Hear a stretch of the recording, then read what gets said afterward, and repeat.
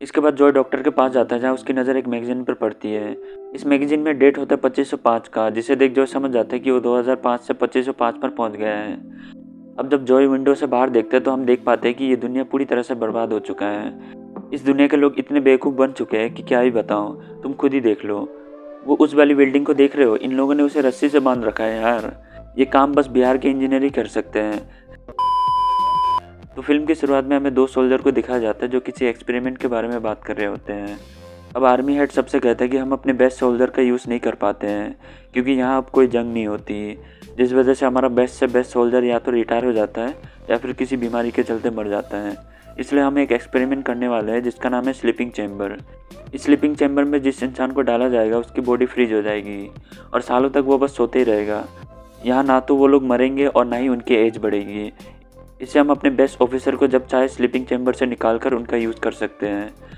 अब इस एक्सपेरिमेंट को करने के लिए आर्मी हेड दो लोगों को चुनता है। पहला जॉय जो एक ऑफिसर है, दूसरा रीता नाम की एक लेडी जो एक आउटसाइडर है। ये लेडी लोगों को उल्लू बना के उनसे पैसे निकालवाना बहुत अच्छे से जानती है। आर्मी हेड इन दोनों को इसलिए चुनता है क्योंकि इन दोनों की कोई फैमिली नहीं है, जिससे अगर ये एक्सपेरिमेंट फेल भी हो गया तब भी सवाल पूछने वाला कोई नहीं होगा। फिर अब दोनों को लेबोरेटरी में लाकर स्लीपिंग चैम्बर में सुला दिया जाता है। यहाँ रीता बहुत डर जाती है, जिसे जॉय समझाता है कि ये एक्सपेरिमेंट पहले जानवरों पर की जा चुकी है, इसलिए तुम डरो नहीं, हमें कुछ नहीं होगा। रीता जॉय की बात सुन स्लीपिंग चैम्बर में सो जाती है। फिर डॉक्टर दोनों चैम्बर को बंद कर देता है। अब ये दोनों तभी बाहर आ सकेंगे जब ये चैम्बर खुलेगा। फिर अब जो आर्मी हेड इस एक्सपेरिमेंट को कंडक्ट कर रहा था उसे पुलिस ड्रग्स की वजह से अरेस्ट कर लेते हैं। अब जॉय और रीता जिस लेबोरेटरी में है उस लेबोरेटरी को बुलडोजर बाबा आकर तोड़ देता है। इस स्लीपिंग चैम्बर के बारे में किसी को भी नहीं पता होता क्योंकि एक टॉप सीक्रेट मिशन था। खैर अब जैसे जैसे वक्त बीतता है ये दुनिया उतना ही बर्बाद होता रहता है। ये दुनिया है फ्यूचर का जहाँ इंसान बहुत बेवकूफ़ हो चुके हैं। ये लोग 2+2=5 जैसे आसान सवालों का जवाब भी नहीं दे पाते हैं। शायद मुझे भी इस दुनिया में आ जाना चाहिए। इस ज़माने में परंपरा, प्रतिष्ठा, अनुशासन जैसी कोई चीज़ नहीं है। खैर अब हम दोनों चैम्बर को ड्रेनेज एरिया में देखते हैं जहाँ एक ट्रक कचरा फेंकने आता है। इससे कचरा का पहाड़ गिर जाता है। इसी के साथ स्लीपिंग चैम्बर भी किसी के घर में घुस जाता है। यहाँ हम देखते हैं कि स्लीपिंग चैम्बर अब अपने आप खुल गया है, जिसमें से जॉय बाहर निकलता है।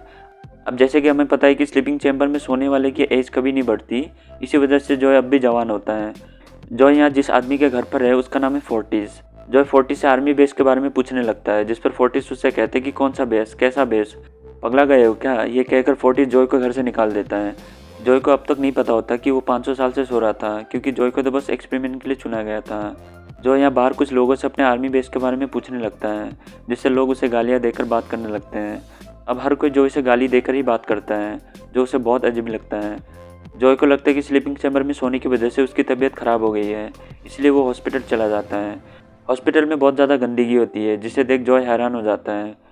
फिर जब वो टैप से पानी पीने जाता है तो वहाँ से ड्रिंक निकलने लगता है, जिसे देख जॉय एक आदमी से ड्रिंकिंग वाटर के बारे में पूछता है। इस पर वो आदमी जॉय से कहता है कि जो बाथरूम में यूज़ होता है वो पानी। जॉय कहता है कि नहीं, मुझे पीने वाला पानी चाहिए, जिसे सुन वो आदमी हंसते हुए यहाँ से चला जाता है। इसके बाद जॉय डॉक्टर के पास जाता है जहाँ उसकी नज़र एक मैगजीन पर पड़ती है। इस मैगजीन में डेट होता है 2505 का, जिसे देख जॉय समझ जाता है कि वो 2005 से 2505 पर पहुंच गया है। अब जब जॉय विंडो से बाहर देखते हैं तो हम देख पाते हैं कि ये दुनिया पूरी तरह से बर्बाद हो चुका है। इस दुनिया के लोग इतने बेवकूफ़ बन चुके हैं कि क्या ही बताऊँ, तुम खुद ही देख लो। वो उस वाली बिल्डिंग को देख रहे हो, इन लोगों ने उसे रस्सी से बांध रखा है यार। ये काम बस बिहार के इंजीनियर ही कर सकते हैं। खैर अब इसी दौरान डॉक्टर जॉय के हाथों पर देखता है तो उसे वहाँ कोई टैटू नज़र नहीं आता, इससे डॉक्टर चिल्लाने लग जाता है। ये टैटू एक आइडेंटिटी है इस दुनिया के लोगों की, इसलिए हर किसी के हाथ पर यह टैटू होता है। अब डॉक्टर की चीख सुन पुलिस यहाँ आकर जॉय को अपने साथ ले जाता है। पुलिस जॉय को एक मशीन के पास बिठाता है, जिससे वो लोग जॉय को एक आइडेंटिटी दे सके। अब जब जॉय इस मशीन में हाथ घुसाता है तब स्क्रीन पर कुछ नंबर शो होता है, जो जॉय को नहीं समझ आता, इसलिए वो कहता है नॉट श्योर। लेकिन मशीन को लगता है कि वो उसका नाम है, इसलिए मशीन जॉय के हाथ पर नॉट श्योर नाम का टैटू बना देता है। देख रहा है विनोद, ये दुनिया कितनी बेवकूफ़ है। यहाँ इंसान तो इंसान, मशीन भी सटियाया हुआ है। खैर अब जॉय का आईक्यू टेस्ट किया जाता है जहाँ उसे एक सवाल का आंसर देना है। सवाल ये है कि अगर तुम्हारे पास एक बाल्टी में 2 गैलन है और दूसरी बाल्टी में 5 गैलन है तो तुम्हारे पास कितनी बाल्टी होगी। जॉय आंसर देता है 2 बाल्टी। इसके बाद जॉय को जेल में लाया जाता है जहाँ जॉय गार्ड को उल्लू बना के भाग जाता है।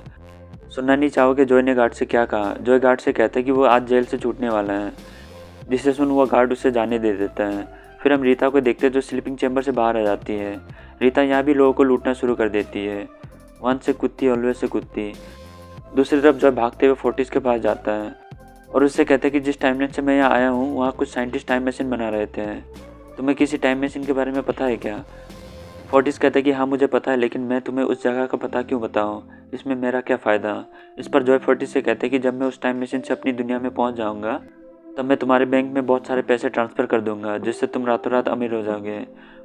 फोर्टिस ये डील एक्सेप्ट कर लेता है, लेकिन उसे ये नहीं पता होता कि जॉय उसका काट रहा है।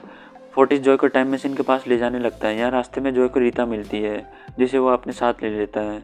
फिर जब ये थोड़ी दूर पहुँचते हैं तब एक स्कैनर जॉय के हाथ को स्कैन कर लेता है, जिससे पुलिस यहाँ आकर जॉय को अपने साथ ले जाते हैं। पुलिस जॉय को व्हाइट हाउस पर ले आते हैं। यहाँ कुछ लोग जॉय से कहते हैं कि वो इस दुनिया में सबसे ज़्यादा IQ वाला इंसान है। जॉय पूछता है कि कैसे है, तो ये लोग उसे बताते हैं कि कुछ दिन पहले तुमने जिस क्वेश्चन का आंसर दिया था वो इस दुनिया का सबसे कठिन सवाल था। इसके बाद हम प्रेसिडेंट को देखते हैं, जो देश का प्रेसिडेंट कम छपड़ियों का मसीहा ज़्यादा लग रहा होता है।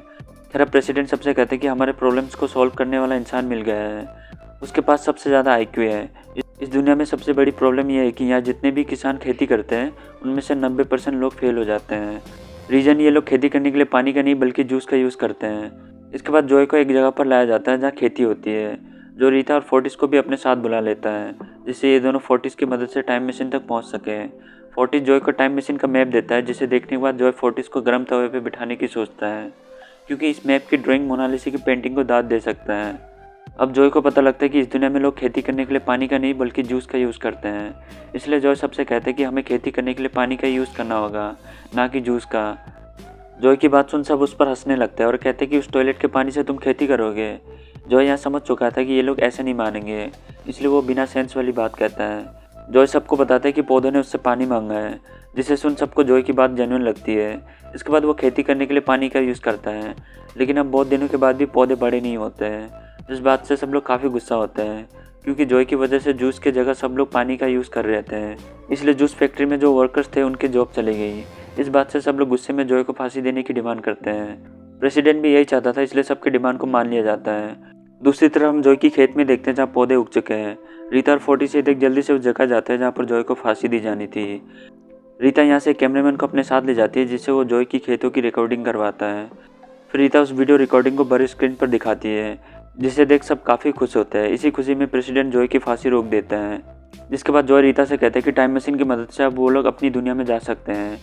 इस पर रीता मना करती है और कहती है कि मुझे ये दुनिया बहुत पसंद है। इसके बाद प्रेसिडेंट जॉय को वाइस प्रेसिडेंट बनाने की अनाउंसमेंट करता है, लेकिन जॉय कहता है कि वो अपनी दुनिया में जाना चाहता है, जिससे सुन सारे लोग इमोशनल हो जाते हैं। सब लोग जॉय को इस दुनिया की प्रॉब्लम बताते हैं। साथ ही सब जॉय से कहते हैं कि अगर तुम यहाँ से चले गए तो हम लोग कुछ सालों में ही खाने की कमी की वजह से मर जाएंगे।